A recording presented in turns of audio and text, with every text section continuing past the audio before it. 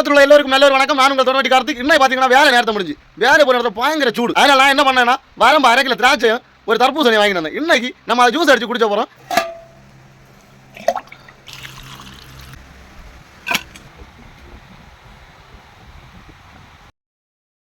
தர்பூசணி 2ஆ போட போகிறேன். நல்லா ஜவ்வாக இருக்குது. தர்பூசணியும் திராட்சையும் எல்லாம் மிக்ஸ் பண்ணி போட்டிருக்கு. மிக்சியில் போட்டு ஒரு அடி அடிச்சு இடம் ஜூஸ் ஆகியாச்சு. இதில் பார்த்தீங்கன்னா கொஞ்சம் ஒரு இஞ்சி சேர்த்தேன். இன்னும் இது என்ன செய்யணும்னா புளி வேணும். வாங்க இருத்து புளியம்பா வெறும் ஃபுல்லாக பயங்கர சூடு.